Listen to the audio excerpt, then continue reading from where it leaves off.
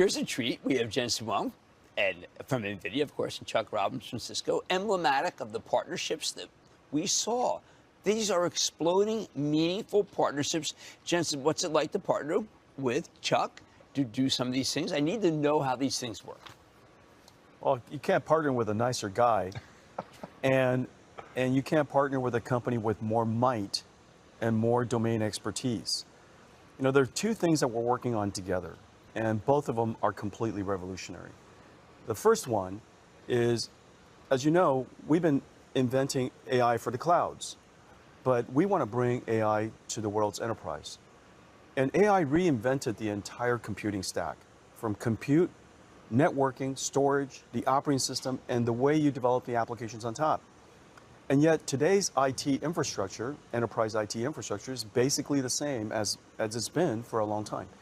And so Chuck and I are going to go and work on re-racking that entire infrastructure. And there's a few $1 billion worth, a few $1 trillion, dollars worth of infrastructure built around the world, and we got to go reset that. That's the first thing. The second thing we're working on is, and this is an area that Cisco and Chuck's been in for a long time, and it's new for us, is telecommunications. As you know, telecommunications is also built on data centers. And that data center is about to get reinvented with 6G and AI. And so the two of us are working on a whole new stack for that. Any one of these would be $1 trillion opportunity. I know that since you bought Splunk, you're even better at these things. So what's it like to work with Jensen and the Nvidia team, and how is it additive to Cisco, and by the way, to Cisco shareholders? Well, you can't find a nicer person to partner with than Jensen. It's been fascinating. So Jensen called me probably 14 months ago, and I said, "You're the king of the world. Why are you calling me?" And we sat down and started talking about the enterprise opportunity then, and we talked about the fact that our technology stacks are super complementary. So we have, even though he does have a bit of a competition, some of your products. Yeah, but we talked about it early on, and I said, if our teams are going to do it, we're going to position our networking gear, and he's like, fine, do it. That's fine. You're with a me. lover, not a fighter. Well, he is. We're both lovers. We're both lovers. And so now we're partnering on networking. Yeah. Nvidia. So the last announcement we made. Exactly. He validated our networking within their validated architecture. I think we're the only ones you validated. Yeah.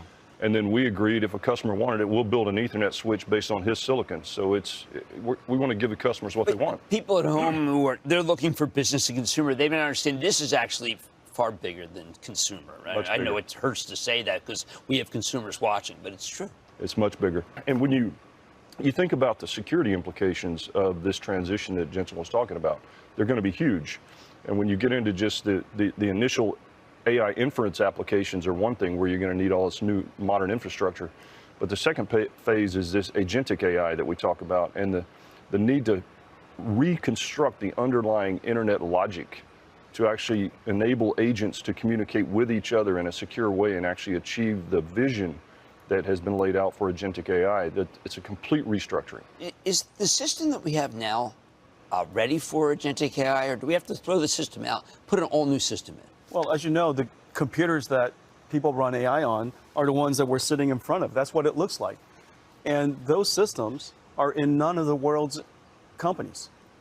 Well, then we have to replace the whole world in this trillion. I mean, that's a $2, $3, $4 trillion opportunity. No question about that. Yeah, you agree too? It's a giant journey, and we got to start it. And so that's why I called Chuck. You know, nobody knows enterprise computing better than Chuck. And so you know, we need to go and re-rack the whole world's companies. I love that term. It's very, persuasive. The financial world is abuzz with excitement as artificial intelligence takes center stage. At the forefront of this innovation are two influential leaders, Nvidia Corp's CEO Jensen Huang and Cisco Systems Inc.'s CEO Chuck Robbins. These titans of industry are not just leading companies. They are steering a revolution in AI development. As they push boundaries and redefine the tech landscape, global leaders and stakeholders are taking note of the strategic importance and immense potential of AI as a driving force for innovation and economic growth. Welcome back, everyone, to Investocracy. And I would say, based on the conversations I've had with the administration, I know you've had a lot, they want to protect that lead, and they want us to win. And I believe that their policies that they're going to implement will will ensure that that happens. But if you're going to put a 25% tariff on hardware, it could end up being on hardware, that is an impediment to growth. Well, we'll see where they land. I think that you were talking about tariffs earlier today. I think there's going to be a lot of logic behind where they end up. I think the reality of their thinking around reciprocal tariffs in some countries that perhaps are treating us not as fairly as they should, I think that's an area that they should certainly go after. But I think they also want to make sure that whatever they do, that they maintain this lead that we have and make sure that we win the AI race. Well, you are both leaders of American tech, of course, international, and you use international business. Are we, is American tech, is the conversation as important as, do people get it? Do you think the average American gets how important what we're discussing is to their lives? Well, there are two ways to answer that. Well, first of all, you were talking about international, Jim.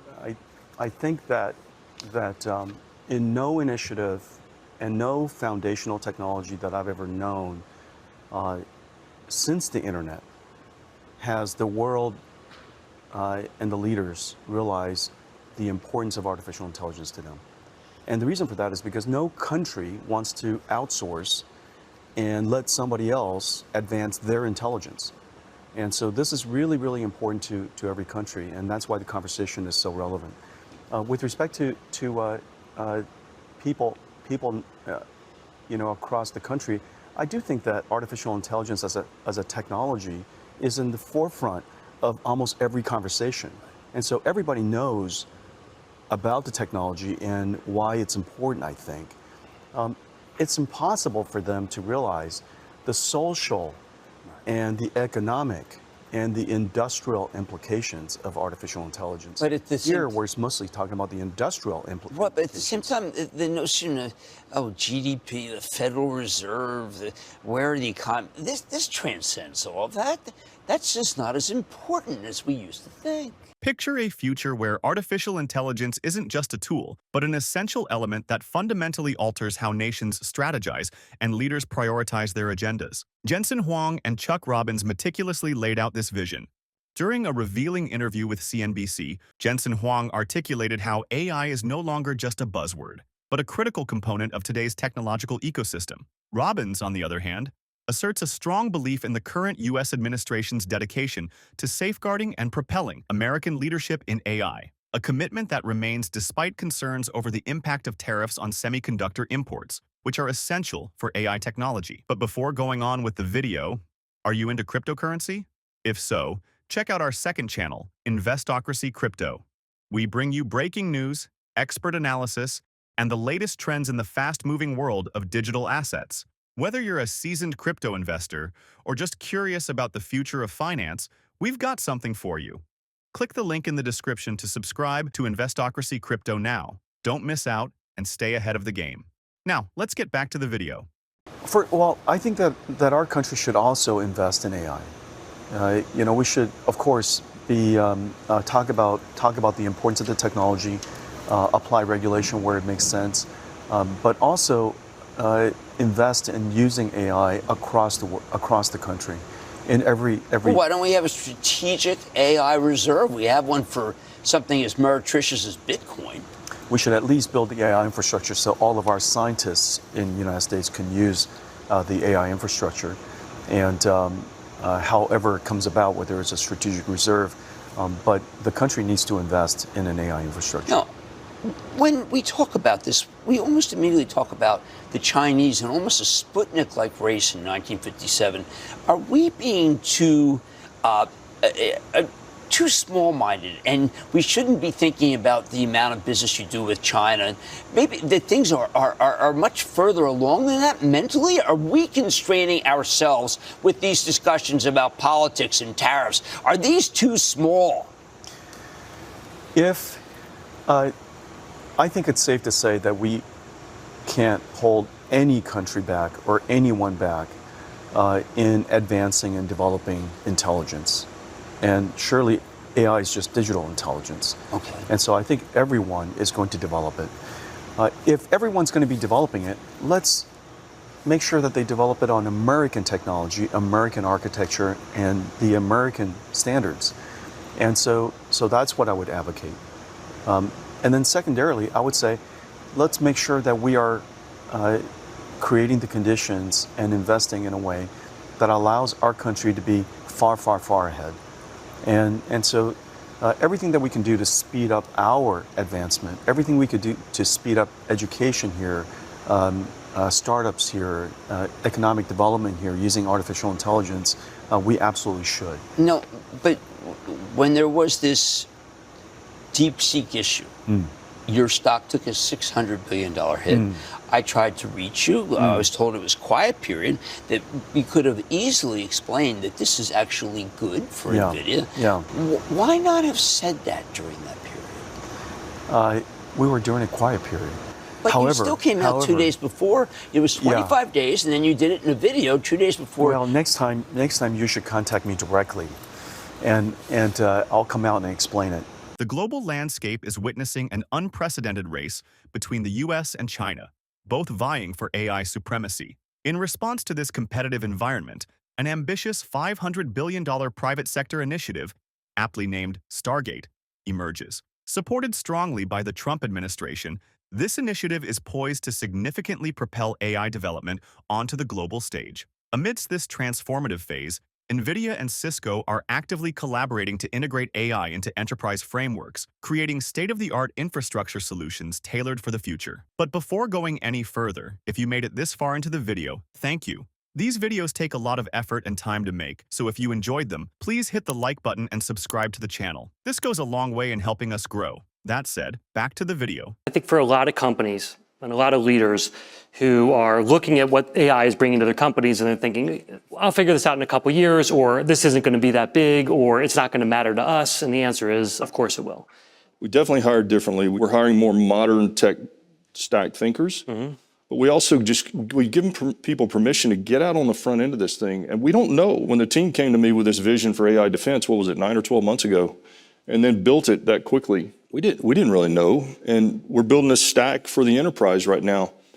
If you look at, we did an AI study of the enterprises, and only 13% of them will tell you they're ready, but 85% will say, I better have something done in the next 18 months. Right. So we're just trying to get ahead and help guide them in how they should deploy it, because, I mean, much like your big parent company, we've had a long history in the enterprise, so we understand how they work. We have their trust, and we're going to learn with them. But based on the AI defense launch, it was really refreshing to me to have all these people in the room really looking for forward thought leadership on what they should be thinking about. And virtually all of them want to be in an early field trial now. Yeah. So let's talk about security for a second. What are the biggest questions they're asking? What do companies, anyone who is here watching this or is listening to this later, watching it later, what advice would you give about being prepared for, make sure your companies are sort of hardened against whatever problems might arise? I think they're all worried about it, but they don't know what to do about it. Yeah, I'm not even sure. They don't know where to start. It. And so what we gave them was a place to start. Okay. At its core, just monitoring the models. At its core, it's sort of like, well, of course I need to do that.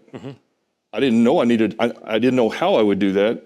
So it's sort of just because we were sort of the first to bring this holistic set of solutions together, they're all saying, yes, I need to be able to tell my CEO that we have a product in that can actually provide guardrails around these AI models, because that's what the boardrooms are asking, and that's what they're going to want to know. I think this is an area where the companies, manufacturers, the vendors like us, who get out on the front and actually educate customers and bring them solutions, they don't know what to ask. They're just looking for us to bring them solutions. I think that's what the team did. How do you keep up? How do you personally stay on top of what's going on? I don't. I have a lot of smart people. Yeah.